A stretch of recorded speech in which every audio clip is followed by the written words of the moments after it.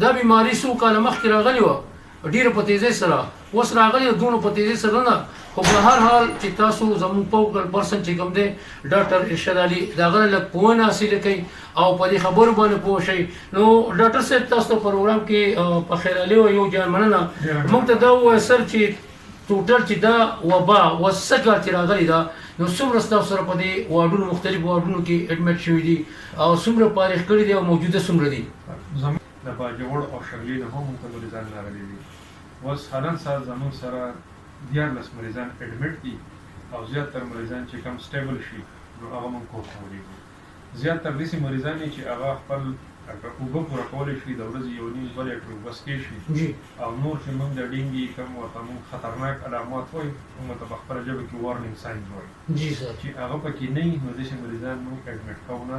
هغو موږ پوهه کړو یو کاغذ ور ورکړو چې کم کم علامات چې خدای مکړه دا شروع شو تاسو به هسپتال ته راځئ. که دغه علامات نه وي نو هغو هسپتال ته راوستو ته ضرورت نشته دی. هغو د وینې یو ټسټ دی په خپل لوکل کوم د هغو چې کومه ایریا په هغې کې کولی شي خپل ډاکټر سره هلته هغې ته ساتلی شي. موږ هغه مریضان داخلو چې هغو کې چې دا خطرناک علامات دي یا په هغو په سزي باندې وینه راماتې خطوره یا هغو داسې چې مسلسل هغو الټۍ کوي یا دستونه ډېر زیات دي نو هغه مریضان موږ داخلو. دا نور مریضان موږ کور ته سر دا راته ووایي چې میډیسن د ګورنمنټ له طرفه ورکوي؟ میډیسن دي ټول له ګورنمنټ له طرفه موږ ته ملېږي. دې کې څه میډیسن څه داسې انټي بایوټکس یا لکه د وایرس لپاره چې کومې دوانې د هغې ضرورت پکې نه راځي. زیاتره موږ ډریپ دې ته لګوو د اوبو د ډریپ نارمل سلاین ورته موږ وایو. بس موږ هغه یا زیاتو یا یې کمو یا یې بندو د مریض په هغې حالاتو باندې ډیپینډ کوي.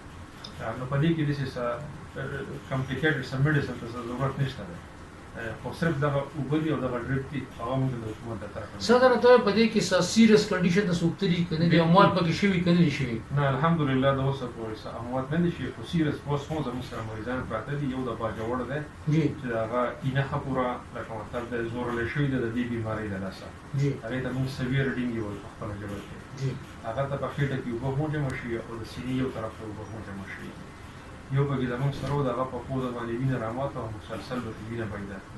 هغه خیر بیا پېښور ته موږ نه یو خبر شوي په خپله د شپې پېښور تللی دی زموږ د اډوایز نه خلاف کاري کړی دی او هغه تللی پېښور ته.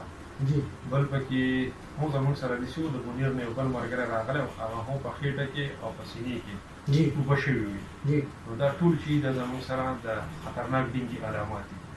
نو موږ ته پکې داسې مریضان راځي چې هغه لکه ښه پوره لکه اخرني سټیجز کې موږ ته راشي. لکه خو څنګه تاسو فرماوي موږ صرف سیریس مریضان داخلو دا نور مریضان زیاتره هم. که به سر د دې د بچاو دپاره عوامو ته څه پیغام ورکول غواړئ دې د بچاو دپاره؟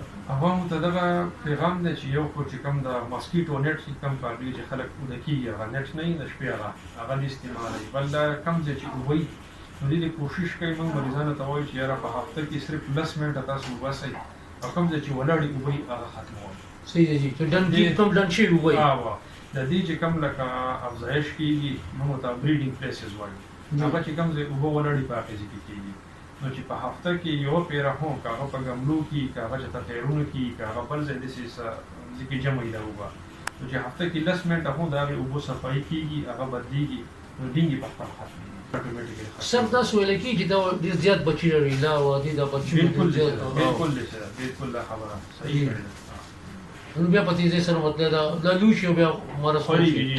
زموږ سره داسې دي که زموږ سره 100 مریضان راشي په هغې کې 75 داسې چې اسیمپټومیټک دي هغو ته علامات نه وي صرف په دې 25 کې علامات دي. په دې 25 کې بیا هم زموږ سره 0.5 نه والا 5% پورې دي چې هغه سیویر ډیزیز دي.